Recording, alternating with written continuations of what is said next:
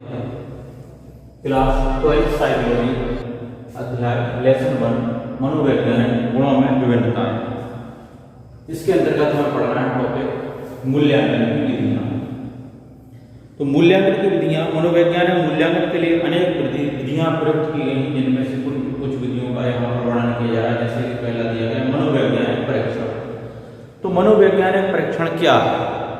किसी व्यक्ति का हम मनोवैज्ञानिक परीक्षण करके उसके बारे में जानकारी प्राप्त कर लेते हैं कि उसकी मानसिक योग्यता किस प्रकार की है। तो व्यक्ति की मानसिक तथा व्यवहार परक विशेषताओं का वस्तुनिष्ठ तथा मानकीकृत मापक होता है। उदाहरण के लिए बुद्धि, अभिक्षमता आदि का मापन किया जाता है। क्लिनिकल निदान, निर्देशन, कर्मचारियों का चयन, स्थान, प्रशिक्षण आदि कार्यों के लिए मनोवैज्ञानिक परीक्षण किए जाते हैं। यदि किसी फैक्ट्री या कंपनी में किसी व्यक्ति की चयन करना है तो उसके बारे में मनोवैज्ञानिक परीक्षण किया जाएगा कि ये व्यक्ति यहाँ कार्य करने योग्य है या नहीं है। दूसरा नेक्स्ट दिया गया साक्षात्कार। तो साक्षात्कार क्या है? साक्षात्कार इंटरव्यू कहलाता है। इस विधि में परीक्षणकर्ता व्यक्ति से वार्तालाप करके बात करके सूचनाएं एकत्र करता है कि आप कौन हैं, आपका क्या नाम है, आपके पिताजी का क्या नाम है, आप कहाँ रहते हैं, आपने एजुकेशन कितनी प्राप्त की है, आपने पहले कभी कहीं कार्य किया है नहीं किया है। तो ये सब सूचनाएं एकत्रित करके आपके परिवार के कितने सदस्य हैं, सारी जानकारियाँ लेना, बात करना, तो ये साक्षात्कार कहलाता है। किसी व्यक्ति का किसी कार्य के लिए साक्षात्कार किया जा सकता है। किसी फैक्ट्री, किसी इंडस्ट्री में, किसी संस्थान में कार्य करने के लिए व्यक्ति जब आते हैं तो उनका साक्षात्कार किया जाता है। नेक्स्ट है व्यक्ति अध्ययन। व्यक्ति अध्ययन कहलाता है केस स्टडी, अंग्रेजी में से इंग्लिश में केस स्टडी कहते हैं। तो व्यक्ति अध्ययन इस विधि में व्यक्ति के मनोवैज्ञानिक गुणों तथा उनके मनोसामाजिक और भौतिक पर्यावरण के संदर्भ में उसके मनोवैज्ञानिक इतिहास आदि का गहनता से अध्ययन किया जाता है कि व्यक्ति कहाँ रहता था, क्या करता था, उसका व्यवहार स्वभाव कैसा है, ये सारी चीजों के बारे में अध्ययन करना व्यक्ति अध्ययन या केस स्टडी कहलाता है। जीवन के केस विश्लेषणों द्वारा उन महान व्यक्तियों के जीवन के अनुभवों से सीख भी प्राप्त कर सकता है। व्यक्ति अध्ययन के विभिन्न विधियां जैसे साक्षात्कार, प्रेक्षण, प्रश्नावली, मनोवैज्ञानिक आदि के बारे में अध्ययन किया जा सकता है। तो इसका व्यक्ति के बारे में कंप्लीट जानकारी प्राप्त की जा सकती है। प्रेक्षण, प्रेक्षण मीन्स होता है यहाँ पर ऑब्जर्वेशन। ऑब्जर्वेशन मीन्स देखना। तो व्यक्ति की नैसर्गिक या स्वाभाविक दशा में घटित होने वाली तात्क्षणिक व्यवहार पर घटनाओं का व्यवस्थित, संगठित तथा वस्तुनिष्ठ से अभिलेख तैयार किया जाता है। व्यक्ति के बारे में प्रेक्षण, तो प्रेक्षण में उसकी क्रियाओं के बारे में जानकारी ली जाती है। क्रियाओं को देखा जाता है, व्यक्ति क्या कर रहा है, कैसा है, किस प्रकार से रह रहा है, उसकी गतिविधियां क्या है, अच्छी गतिविधियां, बुरी गतिविधियां, उन सबको प्रेक्षण करके ही नोट किया जाता है। नेक्स्ट है आत्म प्रतिवेदन, सेल्फ रिपोर्ट। सेल्फ रिपोर्ट कहलाती है मेरे स्वयं के बारे में, आपके स्वयं के बारे में, कि व्यक्ति लिखित में या मौखिक रूप से प्रस्तुत करे कि आप कौन हैं, क्या कर रहे हैं, क्या करने वाले हैं, आपका विचार क्या है, आपकी इच्छा क्या है। तो वो लिखित में या बोलकर प्रकट करने की क्षमता को आत्म प्रतिवेदन कहा जाता है। आत्म स्वयं का या स्वयं के बारे में बोलना, बताना या स्वयं के बारे में लिखित में देना, तो वो आत्म प्रतिवेदन कहलाता है। जैसे आज सुबह से लेकर शाम तक मैंने क्या किया या सुबह से लेकर शाम तक मैं क्या क्या करूंगा, वो मेरा आत्म प्रतिवेदन कहलाएगा। इस माह ऑनलाइन पढ़ाई के दौरान आपने क्या क्या पढ़ा, कितनी क्लासें अटेंड की, उन सब के बारे में लिखित में देना या बताना आपका अपना स्वयं का आत्म प्रतिवेदन कहलाएगा। नेक्स्ट बुद्धि, इंटेलिजेंस। बुद्धि क्या है? हम सभी समझते, सभी बुद्धिमान हैं कि बुद्धि किसे कहते हैं? व्यक्ति को अपने बारे में अच्छा बुरा ज्ञान करने की क्षमता, सोच विचार करने की क्षमता बुद्धि कहलाती है। बुद्धि के माध्यम से ही हम सही गलत में फर्क महसूस कर सकते हैं। नेक्स्ट, बुद्धिमान व्यक्तियों के क्या गुण है?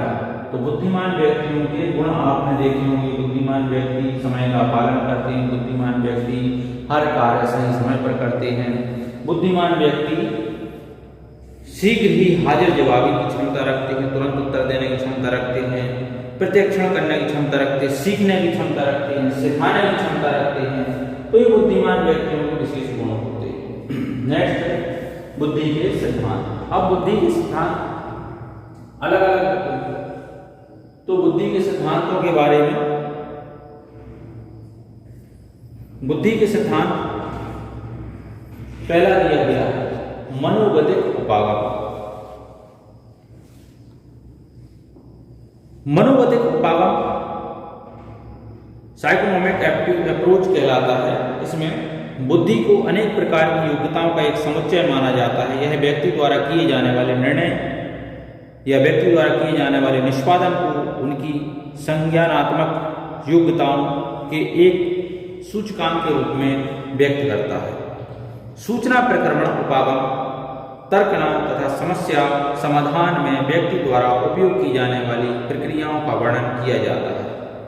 तो व्यक्ति द्वारा किस समस्या का किस प्रकार से समाधान किया गया है, ये मनोगतिक उपागम है कि व्यक्ति के माइंड में किसी समस्या के समाधान के लिए क्या उपाय है, क्या समस्या का समाधान कर सकता है। तो ये मनोगतिक उपागम कहलाता है। बुद्धि का एक कारक सिद्धांत। बुद्धि का एक कारक का सिद्धांत अल्फ्रेड बिने नामक प्रथम मनोवैज्ञानिक थे। इन्होंने बुद्धि का एक कारक सिद्धांत दिया है। इन्होंने कहा है बुद्धि एक ही है, सारे कार्य उसी बुद्धि के द्वारा किए जाते हैं। जो अच्छे बुरे जो भी कार्य हुए हैं वो सब बुद्धि के द्वारा ही किए जा रहे हैं। बुद्धि में एक ही कारक है, कोई अन्य कारक नहीं। नेक्स्ट दिया गया है बुद्धि का द्विकारक सिद्धांत। तो बुद्धि का द्विकारक सिद्धांत 1927 में चार्ल्स स्पियरमैन नामक मनोवैज्ञानिक ने दिया। द्विकारक के अंतर्गत आता है साकारक और विकारक। साकारक कहलाता है सामान्य कारक, विकारक में विशिष्ट कारक। तो बुद्धि को दो कारकों में बांटा गया, सामान्य कारक सामान्य बुद्धि वाले, विकारक विशिष्ट बुद्धि वाले लोग। तो इनको अंग्रेजी में जी फैक्टर जनरल और एस फैक्टर स्पेशल फैक्टर के नाम से जाना जाता है। तो कुछ लोग सामान्य बुद्धि वाले होते हैं जो सामान्य कार्य करते हैं, कुछ लोग विशिष्ट बुद्धि वाले होते हैं जो विशिष्ट कार्य करते हैं। तो ये द्विकारक का सिद्धांत चार्ल्स स्पियरमैन ने दिया था 1927 में। तो नेक्स्ट दिया गया है इसमें प्राथमिक मानसिक योग्यताओं का सिद्धांत। तो प्राथमिक मानसिक योग्यताओं का सिद्धांत के अंतर्गत यह सिद्धांत लुईस थर्स्टन ने दिया था। इस सिद्धांत के अनुसार उन्होंने 7 प्राथमिक मानसिक योग्यताओं में बुद्धि को विभाजित किया है जो एक दूसरे से अपेक्षाकृत स्वतंत्र होकर कार्य करते हैं। ये योग्यताएं हैं जैसे वाचिक बोध, बोलने की क्षमता का ज्ञान होना वाचिक बोध कहलाता है। तो पहला पॉइंट हो गया वाचिक बोध, शब्दों में बोलकर प्रकट करना। दूसरा है संख्यात्मक योग्यताएं, जैसे संख्याओं का ज्ञान होना, संख्याएं क्या है, किसे संख्या कहते हैं, जोड़ घटाना गुणा भाग, ये सारी चीजें संख्यात्मक ज्ञान कहलाती हैं। तीसरा है देशक संबंध, प्रतिरूपों तथा रचनाओं का मानस प्रत्यक्षण कर लेना, ये कहलाता है देशक संबंध। नेक्स्ट कहलाता है प्रत्यक्ष गति। तो गति करने की क्षमता, चलने फिरने की क्षमता प्रत्यक्ष गति कहलाता है। नेक्स्ट है 5वां शब्द प्रवाह। तो कितना अच्छा आप बोल सक रहे हैं, बिना रुके आप कितना अच्छा बोल पा रहे हैं, वो शब्द प्रवाह कहलाता है। तो किसी मंच पर बोलने वाला व्यक्ति कितना अच्छा बोल रहा, धारा प्रवाह में समाचार देने वाला व्यक्ति बिना रुके कितने अच्छे लय में समाचार बोल रहा है, वो शब्द प्रवाह कहलाता है। नेक्स्ट है 6वां स्मृति।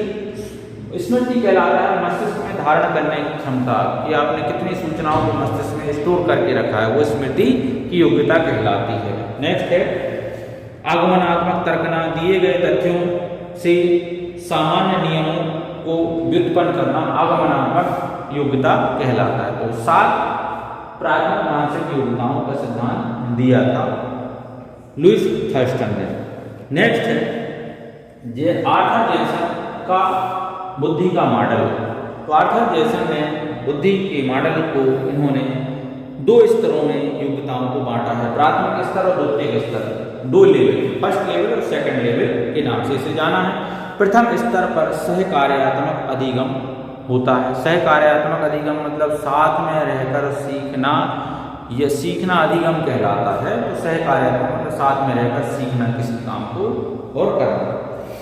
तो इसे आर्थक दूसरा उदाहरण के लिए रटकर याद किया जाने वाला अधिगम इस तथा स्मृति द्वितीय स्तर कहलाता है। सेकंड लेवल संज्ञानात्मक क्षमताओं का होता है जिसमें उच्च स्तरीय कौशल होते हैं।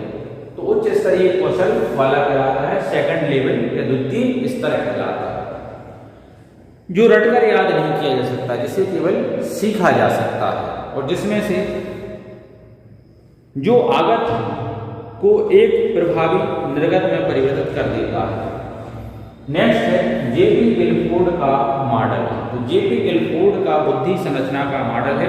इसमें उन्होंने बौद्धिक विशेषताओं को 3 विमाओं में वर्गीकृत किया है। पहली विमा संक्रियाएं, दूसरी विमा कहलाती है विषय वस्तु, तीसरी कहलाती है उत्पाद। तो 3 भागों में बुद्धि के लिए विभाजित किया है। तो इसमें संज्ञानात्मक संक्रियाओं का तात्पर्य बुद्धि द्वारा की जाने वाली क्रियाओं से है और इसमें संज्ञान, स्मृति, अभिलेख, स्मृति, प्रतिधारण, अपसारी, उत्पादन, अपसारी आदि कहलाते हैं। ये विषय वस्तु कहलाते हैं। और उत्पादन क्या कहलाएगा? विषय वस्तु का संबंध उस सामग्री या सूचना के से होता है तो उसे उत्पादन कहते हैं। जो विषय वस्तु होती है उसे उत्पादन कहा जाता है।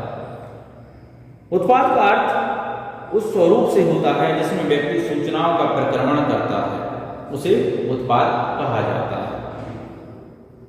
तो आज की क्लास में इतना ही।